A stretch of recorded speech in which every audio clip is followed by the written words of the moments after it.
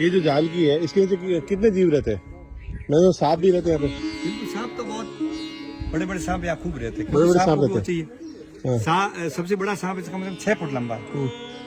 पहले तो ज्यादा यहाँ घूमता था, अभी क्या जैसे उधर खेती हुई तो वहाँ चूहे वगैरह उनको मिल रहे, नहीं तो पहले इधर हाथी से दिन यहाँ ढूंढने चलता था, इधर नीचे घूमता रहता था। तो आपको रहना चाहिए। प्रकृति की ये नियम है, भगवान शिव जी जानते थे कि सांप जहाँ रह रहा है वो जहरीले हवा को पिएगा तो वायु शुद्ध होगा।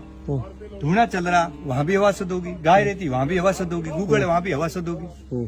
तो ये सारी मतलब विज्ञान ऋषि मुनि जानते थे। अब जो काला नाग जहाँ नहीं है वहाँ हवा ज्यादा जहरीली। तो जैसे नागौर में सब ज्यादा नाग थे, तो नाग थे तो वहाँ हवा ताकतवर थी, तो वहाँ के बेल ताकतवर थे, वहाँ अश्वगंधा होता है, यहाँ भी अश्वगंधा होता है। एक अपना में कौन सा जीव प्रकृति में क्या काम करा। दूसरी बात, गूगल यहाँ सब ज्यादा हो रहा है। गूगल औषधियों का राजा है। गूगल जहाँ रहता जहाँ गाय होती प्रकृति में बहुत ज्यादा और फुल ताकत रहेगी, वायुमंडल शुद्ध रखता है।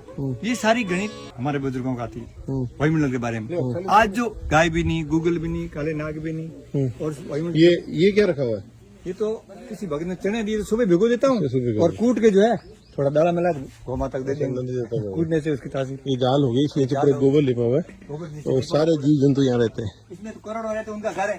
आओ इसी पे। अब हम बहुत पुरानी जाल प्रकृति को नुकसान करते। हाँ। ये प्रकृति बहुत अपने आप में करोड़ जीवों की माँ है। बहुत पुरानी जाल है, इसकी चौड़ाई देखो। गोबर अपना बड़ा मस्त है, हमें बड़ा प्रेम लग रहा, क्योंकि गोबर तो गाय तो प्रेम सिखाती है, सब जीवों से प्रेम। सब जीव बड़े नेवला सांप वो सब रहते हैं, सभी के साथ प्रेम। तो नेवला सांप सब यहाँ रहते हैं। देखो बिल्ली भी है, बिल्ली भी रहती है, किसी को बैर नहीं, सबसे बैर नहीं है। बिल्ली है, कीड़े मकोड़े सांप वाप सब यहाँ नीचे रहते हैं। राब है उसमें। और पक्षियों की आवाज पीछे सुनाई देगी। पीछे मोर भी है। अरे मोर तो इतने हैं पूछो मत। मोरों के लिए अलग है, हर महीने कम से कम 2 कुंटल चने आते हैं। 2 कुंटल चने मोरों के लिए। यहाँ सुबह कौओं को भी 500 कौवे आ रहे, उनको भी भोजन प्रसाद। कोयल बोली, कभी मोर बोल रहे हैं। प्रकृति सब जीवों के साथ आनंद मतलब एक अलग ही मिलता है, और सबके साथ रहे तब तो, जब भी तो ऋषि मुनि वन में रहते थे। अब पूरा वन को खत्म करे, विकास की बात करें। अरे वन सबसे ज्यादा पेड़, सबसे ज्यादा सब जीव जंतु, उनको आप हटा दोगे, गाय कहाँ चलेगी। और कह रहे विकास, ऐसा विकास ठीक नहीं है। प्रकृति पूरी जहरीली बना रहे, बिना जीव जंतु, बिना पेड़, बिना गाय, प्रकृति शुद्ध कैसे रहेगी। ये पीड़ा है।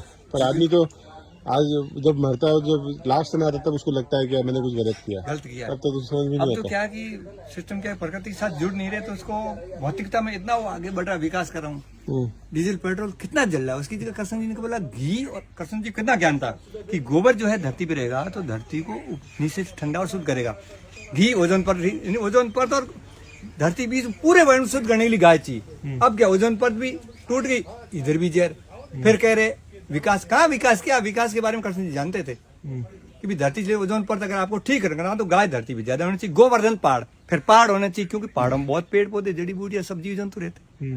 कितनी विज्ञान होती। अब इस आज के सिस्टम में गाय और पहाड़ दोनों काट रहे, विकास की बात कर रहे।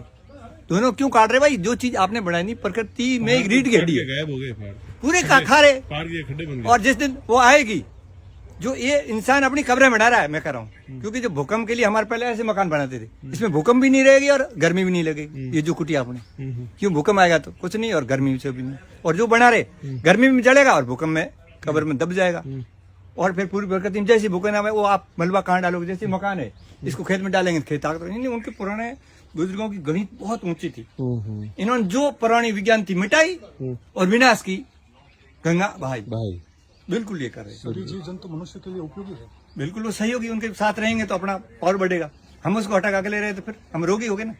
सहयोग, योग, उपयोग सभी के साथ जुड़े तभी योग है, तब हर वस्तु का उपयोग करते हैं। मगर हम क्या करें, वियोग भोग और रोग, उनसे हट गए तो वियोग है, फिर रोग हो गए। यही तो हो रहा है, इंसान बहुत रोगी हो रहा है। बच्चे पैदा करने के लिए ऑपरेशन करना पड़ता है। दूसरी बात, जितने जीव है उनको बीपी नहीं, किसी को शुगर नहीं, किसी को भूखा नहीं हो रहा, बढ़िया नींद आ रही है, आराम से उठ रहा है। क्यों? क्योंकि प्रकृति जुड़े हुए। और हम खुद सर प्रकृति से हटके अपना आज आधुनिकता, क्योंकि हम चाइना, अमेरिका और इंग्लैंड की नकल करें। इंग्लैंड से पढ़ाई, अमेरिका से हथियार और अंग्रेजी दवाई। फिर तो हमारी सी मुनि पृथ्वी पूरा परिवार है। जैसे माँ, क्योंकि भारत तो माँ है, माँ सब जीवों कैसे प्रेम दे, कैसे बचाए, ये ज्ञान था। तो भारत माता को अगर नाम है तो वैसा काम है। तो हमारी भारतीय संस्कृति 9 माँ है, सभ्यता, संस्कृति, आस्था, जननी, गौ माता, भाषा, पेड़ पौधे, नदियां, धरती माता। 9 के द्वारा ही हमें पावर मिलेगी। और 9 में भी गाय के गवे भी 9 होते हैं, उसके बारे में भी हमें पूरी जानकारी